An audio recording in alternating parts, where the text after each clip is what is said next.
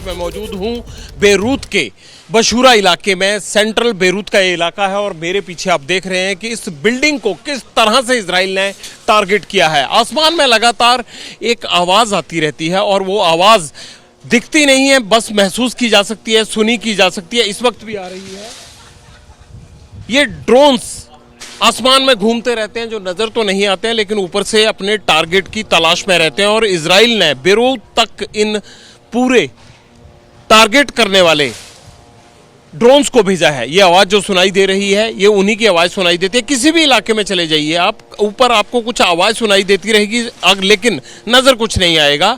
और ये उसी तरह का ड्रोन से किया गया एक हमला है। अब ये हमला क्यों किया गया, बड़ा सवाल ये है। नईम कासिम जो नसरुल्लाह के बाद हिजबुल्लाह का चीफ बनाया गया है या जिसके हाथ में अभी तक बागडोर सौंपी गई है, उसके यहाँ होने की खबर थी कि बशूरा इलाके में वो आया हुआ है। उसी को यहाँ पर उसका ये अड्डा मानते हुए टारगेट किया गया। लेकिन कहा यह जा रहा है कि नईम कासिम यहाँ से निकल चुका था और उसके बाद ये अटैक किया गया। यानी इजराइल अपने दुश्मनों की कितनी पक्की टोह लेता है, इसकी तस्वीर एक बार आपको दिखाते हैं।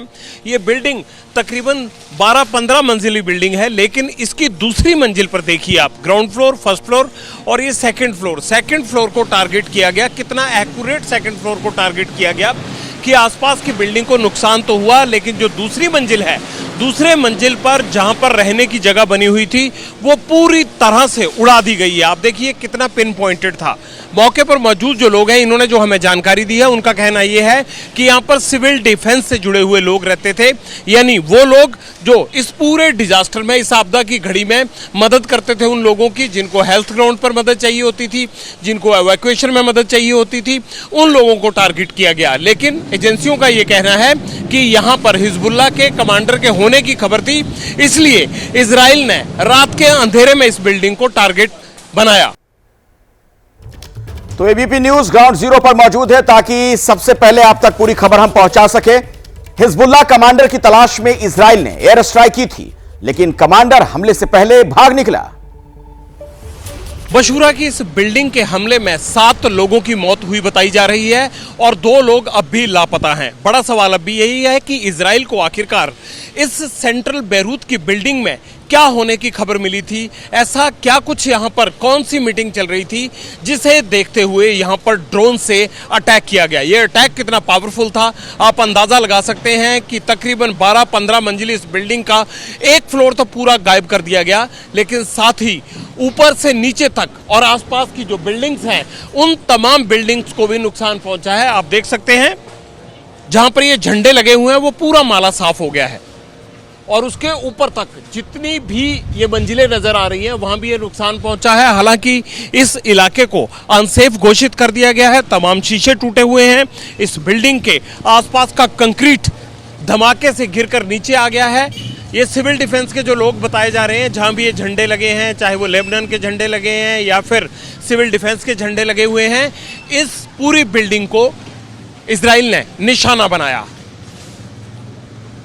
नईम कासिम यहां पर था नहीं था, इस बारे में लोकल अथॉरिटीज को कुछ नहीं पता है। अब इस पूरी बिल्डिंग को साफ करने का काम शुरू हुआ है और ये जो लोग इस बिल्डिंग को साफ करने में लगे हैं, इनका कहना यह है कि इस हमले के बारे में अभी तक कुछ भी बड़ी जानकारी नहीं है।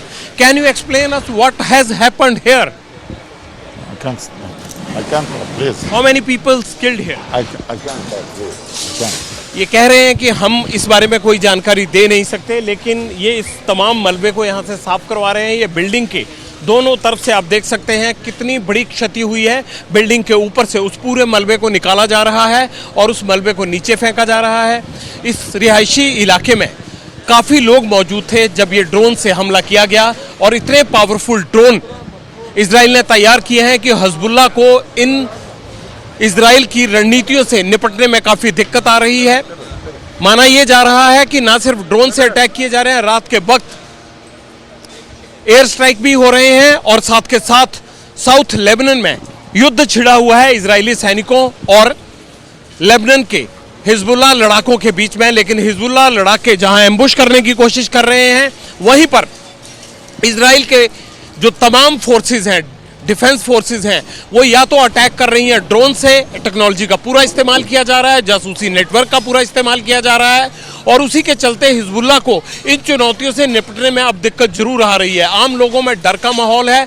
रिहायशी इलाकों में जिस तरह से लगातार अटैक किए जा रहे हैं, आसपास के इलाकों से लोग यहां से पलायन करना शुरू हो गए हैं कि साउथ लेबनान में 400 मीटर तक अब तक ग्राउंड रेड्स के जरिए इजराइल की फोर्सेस घुस आई हैं और इसमें उनके 8 सैनिक मारे गए हैं जबकि 12 घायल हुए हैं, और ये 3 अलग अलग एम्बुश के जरिए हिजबुल्लाह ने कैजुअल्टी की हैं। जाहिर सी बात है कि जैसे जैसे ये इजराइल की कैजुअल्टीज हो रही हैं, ये और भी मुश्किल होता जा रहा है युद्ध उन लेबनानीज के लिए जो बेरूत और उसके आसपास रहते हैं, या फिर हिजबुल्लाह के नेटवर्क के लिए जो बेरूत और उसके आसपास रह रहे हैं। उन तक पहुंचने के लिए ड्रोन और एयर स्ट्राइक का इस्तेमाल लगातार इजराइल किए जा रहा है।